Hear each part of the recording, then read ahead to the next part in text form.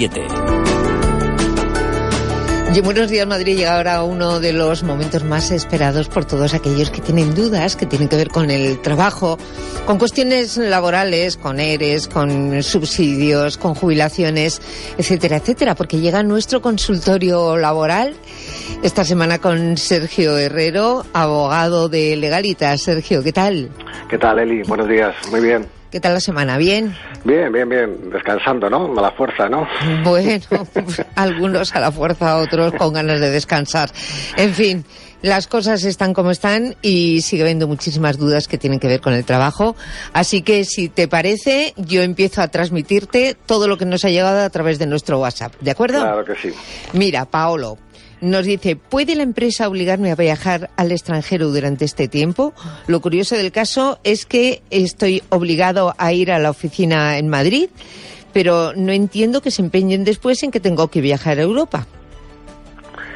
Bueno, supongo que este trabajador debe tener por contrato algún tipo de obligación de movilidad geográfica. La movilidad geográfica tiene que estar pactada previamente, no puede ser impuesta unilateralmente por el empresario, salvo casos excepcionales de fuerza mayor, causas justificadas y por un tiempo limitado. Pero si es con carácter indefinido, imponerle al trabajador la obligación de viajar fuera es una modificación sustancial de sus condiciones de trabajo y tiene que haber una razón objetiva amparada en el artículo 40 del Estatuto de los Trabajadores que permita a la empresa imponerles esa posibilidad. El trabajador supongo que lo dice por la situación excepcional, ¿no? Que claro, estamos viviendo, me imagino. el tema de la pandemia. Hombre, no creo que exista ahora mismo un mayor riesgo en viajar al extranjero que en viajar por el territorio nacional, siempre y cuando se adopten las medidas de seguridad adecuadas. En principio entiendo que ese no sería un motivo para negarnos a aceptar el tener que viajar si nuestro trabajo así lo exige, si previamente así lo teníamos dispuesto y era la manera normal de prestar el servicio que teníamos con la empresa, ¿vale? Precisamente el trabajo, incluso en las ciudades que están confinadas, es una de las razones que permiten salir, ¿no?, del territorio confinado, ¿no?, y poder viajar. Otra cosa ya son los permisos de entrada y salida y las restricciones que puedan tener en el extranjero con respecto a los trabajadores transnacionales que vayan viajando de un sitio a otro, que eso ya habrá que remitirse a la normativa administrativa que exista, pero si el país de acogida permite viajar, en principio no veo que el trabajador, si lo venía haciendo, se pueda negar a seguir haciéndolo. Es mi opinión. Muy bien, pues una vez contestado Paolo, vamos con la duda de Héctor, que nos dice: en el colegio de mi hijo ya hay algunas clases confinadas por positivo por COVID, así que me da que dentro de poco le va a tocar al mío. ¿Tengo que pedir yo la baja médica o qué hago? Obviamente hay que quedarse con él en casa. Bueno, aquí hay que distinguir si el positivo es precisamente el del hijo del oyente. En ese caso sí que podrá pedir una baja médica por aislamiento, ¿no? Por haber tenido un contacto estrecho con un familiar, en este caso su hijo, que ha dado positivo en COVID. Sí que podrá tramitar una baja médica y así está previsto. La cuestión se suscita... ¿Qué ocurre? Claro, si el niño no está contagiado, pero lo mandan a casa por miedo a que se haya contagiado con otro compañero que sí ha dado positivo. Sí, ahí sí recordarás, hace unas semanas, un mes, pues hubo una polémica, ¿no? Porque en los medios de comunicación se preguntaba al gobierno qué pasaría en esos casos, ¿no? Y se estuvo debatiendo un tiempo la posibilidad de sacar un permiso especial o una baja especial también para esos supuestos, pero finalmente no se ha adoptado, por lo tanto ahí, en ese caso no va a poder pedir una baja médica. Ahí lo único que se prevé es que se pueda acoger a las previsiones del Plan Me Cuida, el que viene regulado en el artículo 6 del Real Decreto 8/2020, que son las posibilidades que tenemos de flexibilizar nuestra jornada laboral con reducciones de jornada extraordinarias, con cambios de turno, con posibilidad de teletrabajo. Es decir, la empresa tendría que darnos todas las posibilidades en un caso como ese que fueran factibles, razonablemente factibles, para que el trabajador o trabajadora que se hubiera afectado por ese cuidado de un menor pudiera conciliar su vida familiar y su vida laboral, pero no podría pedir una baja médica. Claro, es una situación complicada, la verdad. Una situación complicada, pero bueno, la ley prevé esa posibilidad de flexibilidad excepcional para esos casos. Bueno, tenemos dos consultas diferentes de oyentes que han sido padres. O sea que está muy bien. Julio dice, acabo de ser papá y mi mujer y yo queremos dividirnos el permiso. ¿Cómo se hace? ¿Cuáles son los mínimos? Bueno, sí, hay libertad. Cada uno de ellos tiene un permiso independiente. Lo único para el padre lo único que se prevé es la posibilidad de que tenga que obligatoriamente disfrutar las primeras 4 semanas, inmediatamente después al parto, y con posterioridad las otras 8 semanas las puede disfrutar hasta que su hijo tenga 1 año de edad.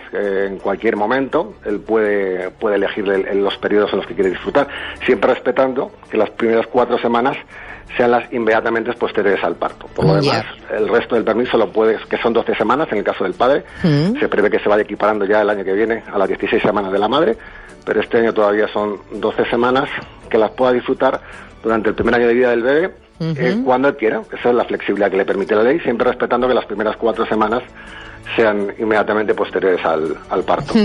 Pues ya lo sabes, Julio, que te organices tú mismo, más o menos, pero que puedes hacerlo, podéis dividiros el permiso como queráis. Y tenemos otro, dice, buenos días, soy Fernando de Fuenlabrada, Acabo de tener un niño y quería saber si mi sueldo del mes se podría aumentar. Al tener un cargo más en la familia, ¿sigo cobrando lo mismo? ¿O puedo legalmente pedirle más nómina a mi jefe? Bueno, existe el derecho constitucional a la petición, ¿no? Esto viene a regular la Constitución. Sí. Uno puede pedir, ¿no? Lo que quiera, otra cosa es que se lo den. Claro, luego está el dicho popular, ¿no? Sí. Contra el vicio de pedir, ¿no? La virtud de no dar, ¿no? Ya. Bueno, en principio, pues más allá de la disposición general que tiene el Estatuto de los Trabajadores, de que todos los trabajadores tienen derecho a la promoción profesional, ¿no? A progresivamente no quedarse estancados, ¿no? En el mismo puesto de trabajo, ir promocionando y cada vez tener más sueldo y más categoría en una empresa. No hay previsto legalmente, ni siquiera que yo sepa por convenio colectivo, quizá algún convenio colectivo pueda establecer algún convenio o ayudas, ¿no? Por tener familia, ¿no? Puede tener algún complemento, quizá, ¿no? En algún convenio, aunque es raro. No hay previsto por ley la posibilidad de pedir un aumento de sueldo porque tu familia se haya incrementado. Lamentablemente, esa circunstancia legalmente no está regulada. Pero bueno, en fin, que la empresa pueda ser sensible a esa nueva necesidad y que el trabajador lo pueda pedir, que la empresa se lo pueda dar, pero no hay una obligación legal, lamentablemente, que obligue a la empresa a aumentarle el sueldo por haber crecido la familia. Oye, pues él no ya lo tiene, que prohíbe, claro, por si acaso, ¿no? Claro. Tere, mira, nos hace una consulta muy interesante. Dice, llevo desde marzo teletrabajando en casa. El otro día tuve un percance, iba por el pasillo y me caí. Al final no me hice gran cosa, me he torcido un poco el tobillo, pero asumible. Eso sí, me ha surgido una duda. ¿Y si me hubiera hecho más? Si me hubiera roto una pierna, por ejemplo, ¿es accidente laboral o no? Gracias. Bueno, pues esa es una cuestión que está todavía pendiente de regular. Bueno, precisamente hoy entra en vigor la ley del teletrabajo, ¿no? La nueva ley. Y bueno, entre las previsiones de la nueva ley, precisamente se establece un poco eso, ¿no? La necesidad de evaluar los riesgos del nuevo centro de trabajo, en este caso el domicilio del trabajador, y un poco distinguir, ¿no? Qué situaciones se van a considerar accidente laboral o no. En principio, si es... hay una presunción que juega a su favor, que es el hecho de que cualquier trauma, ¿no? que ocurra, o cualquier accidente que ocurra dentro del horario laboral, se va a presumir en principio que es un accidente laboral, con lo cual en principio es un accidente laboral porque ocurre en lugar y tiempo de trabajo, salvo que la entidad gestora, la Seguridad Social o la mutua pudiera probar que el origen de esa lesión es común, porque hay veces que uno se lesiona, pero realmente no se lesiona, sino lo que hace es resentirse, ¿no? de una lesión que ya tenía previamente, ¿no? Entonces no es accidente laboral, pero en principio, si ocurre en lugar y tiempo de trabajo esa lesión, sí, se va a presumir que es un accidente laboral. Mira, Luis, esta consulta nos acaba de entrar ahora. Dice, si no cambia la legislación actual, en el año 2029 me podría jubilar con 65 años, teniendo en ese momento más de 40 años cotizados a jornada completa. Y lo que nos pregunta Luis es si se podría jubilar en ese año con 65 años por tener esos 40 años cotizados o tendrá que esperar a los 67. No, como bien dice, la ley prevé que hay un régimen transitorio porque La ley cambió de Seguridad Social hace unos años y ahora se prevé que la edad ordinaria de jubilación sean 67 años, pero hay excepciones para aquellos trabajadores que alcancen una vida laboral de 38 años y medio o más. Se prevé que esa jubilación ordinaria pueda ser 2 años antes, los 65 años. Hasta llegar a esa fecha hay un régimen transitorio que sería complejo de explicar. Cada año la edad ordinaria es distinta dependiendo de los años de cotización, etcétera. Pero bueno, la previsión que tiene este trabajador, que ya mira futuro, ¿no? Ya ve cerca su jubilación, aunque le quedan todavía unos años, la verdad. Y es que si efectivamente todo va bien, ¿no? Todo va como hasta ahora. Cuando llegue a esa edad tendrá más de 40 años cotizados, por lo tanto, efectivamente se podrá jubilar a los 65 años, porque alcanzará un periodo cotizado en su vida laboral superior a los 38 años y medio y por tanto tendrá esa prerrogativa de poderse jubilar a los 65 años y no a los 67. Sí, bueno, correcto. Pues mira, le acabamos de dar una alegría seguramente. Francis nos dice, con esto del coronavirus mi mujer me lava a 60 grados el uniforme prácticamente todos los días. Trabajo en una empresa de seguridad y nos dan uniformes de quita y pon, como el que dice. Uno de ellos ya no da para mucho. Pido otro, pero me dicen que no me corresponde hasta el año que viene, que es mi problema y que me busque alguna alternativa que salga de mi bolsillo. No lo entiendo, dice él. Claro, evidentemente hay más desgaste en los uniformes en estos momentos porque hay que lavarlos constantemente, además a una temperatura elevada. Él, por lo visto, tiene derecho a un uniforme al año, pero no se lo dan. ¿Puede hacer algún tipo de reclamación? Bueno, esta es una cuestión de prevención de riesgos laborales. La previsión que tuviera su plan de prevención era darle un uniforme al año, pero evidentemente ese plan de prevención hay que adaptarlo a las nuevas circunstancias que tenemos ahora. Y si efectivamente el desgaste del uniforme es mayor y con un uniforme al año no alcanza, la empresa le tiene que procurar otro uniforme, sin duda alguna. Yo le diría que articulara su queja a través del comité de salud de su empresa o el comité de empresa, y en caso de que tampoco tuviera una respuesta positiva, pues si la cuestión fuera grave, en un momento dado podría poner también una denuncia en la Inspección de Trabajo para que vigilara esa situación, pero evidentemente el trabajador tiene derecho a los equipos de protección individual necesarios para desempeñar su trabajo, entre los cuales está el uniforme de trabajo, y este tiene que estar en óptimas condiciones. Por lo tanto, sí, estoy completamente de acuerdo con el trabajador de que la empresa, si es necesario en esta situación excepcional, debería procurarle más de un uniforme al año, los que necesitara, en todo caso.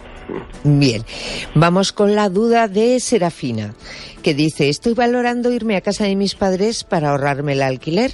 Estoy teletrabajando y antes de plantearlo a mis jefes me gustaría saber si es legal irse a otra comunidad en este caso. Da igual que no esté en Madrid, si puedo seguir teletrabajando desde Ciudad Real. Gracias. Bueno, esto es una cuestión que pasa un poquito de puntillas el nuevo Real Decreto del teletrabajo, porque efectivamente lo que dice la norma es que, bueno, en el contrato que se realiza entre la empresa y el trabajador, en el que se acuerde el teletrabajo, que el teletrabajo se prevé que es con carácter voluntario para ambas partes. Una de las cuestiones que se tiene que regular es justamente el domicilio o el lugar de trabajo donde va a prestar servicios el trabajador, con lo cual, en principio, yo sí que sería conveniente que en ese contrato previo de teletrabajo se pactara las circunstancias o situaciones en las que el trabajador puede cambiar de centro de trabajo, puede cambiar de domicilio para prestar el teletrabajo, o la manera de comunicarse a la empresa, etcétera, ¿no? Porque si no, en principio es verdad que en el contrato de teletrabajo va a figurar un domicilio y a él en principio está vinculado el trabajador. No quiere decir que no pueda moverse, pero tendrá que comunicarlo a la empresa y tendrá que acordar que previamente la empresa le tenga que dar permiso para poderse trasladar. Entonces yo sí que aconsejo que esa circunstancia, que puede ser muy habitual, porque hoy existe mucha movilidad geográfica, mucha gente tiene una segunda residencia en la que poderse mover, ¿no? O la casa de tus padres, ¿no? Que eso se regule en el contrato de trabajo. Es decir, la posibilidad de que el trabajador, aunque tenga un domicilio en el que habitualmente va a prestar ese teletrabajo, que pueda también moverse a otro domicilio, pues simplemente comunicándolo a la empresa con una cierta antelación, supongo, ¿no? Bueno, vamos con una consulta que es un poquito farragosa, pero a ver si conseguimos solucionársela a Juan Julio Gómez, que es el que nos escribe. Y dice que tiene que ver su pregunta con el nuevo subsidio de desempleo para mayores de 52 años. Dice Juan Julio, tengo cotizados en la Seguridad Social 6 años. Lo que pasa es que los últimos contratos 12 meses y 10 días han sido a jornada parcial, lo que en mi vida laboral constan como la mitad de días. Es decir, consta por lo que yo entiendo, en su vida laboral 5 años, 5 meses y 26 días. Por ese motivo ya me han denegado el subsidio 2 veces. Mi pregunta es la siguiente: ¿cómo puedo demostrar que tengo los 6 años cotizados? ¿Dónde puedo ir para que pueda demostrar esos 6 años? Sí, es un tema complejo, habría que verle documentación. Hubo una sentencia del Tribunal Constitucional, sí que es verdad que para otras prestaciones, en particular de jubilación y tal, pero que también se podría aplicar a esta prestación, que venía a reconocer que un día cotizado a tiempo parcial era un día cotizado, no era medio día cotizado, y que debía ser tenido en cuenta como un día de cotizado a efecto de las prestaciones a las que pudiera tener derecho el trabajador. Entiendo que al amparo de esa sentencia, que seguramente el trabajador creo que conocerá, está pretendiendo que se le reconozca esa prestación. Uno de los requisitos es tener 6 años cotizados en el régimen general, y él lo debe tener a tiempo parcial. Claro. Y quizá amparándose en esa sentencia pudiera tener derecho a que se le reconociera el subsidio para mayores de 52 años. Habría que verlo también en su vida laboral, recopilar todos sus contratos, los horarios que tenía, porque claro, también es posible que a lo mejor tuviera contratos solamente de fines de semana, los que solo se cotizaban unos días muy concretos. Es un tema que así telefónicamente y sin ver la documentación del trabajador, pues no se puede resolver. En principio, el principio general es ese, y habría buenas posibilidades de luchar porque se le reconociera el subsidio, pero habría que ver la documentación y el detalle concreto de los días exactamente cotizados por el oyente. Muy bien, bueno, pues a ver si le sirve por lo menos de guía esta respuesta. Y vamos muy rápidamente con la última. Martín dice: tengo entendido que el teletrabajo, según la nueva ley, va a ser voluntario. ¿Eso quiere decir que yo lo puedo pedir, me lo tienen que dar, o solo es voluntario para aceptarlo o no cuando te lo ofrecen? No, es voluntario para ambas partes, ¿vale? Es un poco la cojera quizá que pueda tener la ley, que no se ha adentrado en aquellas situaciones en las que el trabajador pueda exigir el teletrabajo. Quizás es un tema para verlo otro día con más tranquilidad. Sí que existen situaciones en las que existe un derecho a teletrabajar como motivo como digamos solución para conciliar la vida laboral y personal del trabajador, pero en principio el teletrabajo va a tener carácter voluntario para ambas partes, ¿eh? Veo ya la sintonía, si no me extendería un poco más. Bueno, la semana que viene retomamos el tema de todas maneras, que ya estará esa ley en marcha y ya tendremos, en fin, otros baremos para poder contestar a este tipo de preguntas. Sergio Herrero, abogado laboralista de Legalitas, un placer, como todas las semanas. Y muchísimas gracias, de verdad, gracias a vosotros por esa ayuda que nos presta Legalitas para poder atender a nuestros oyentes. Llegan las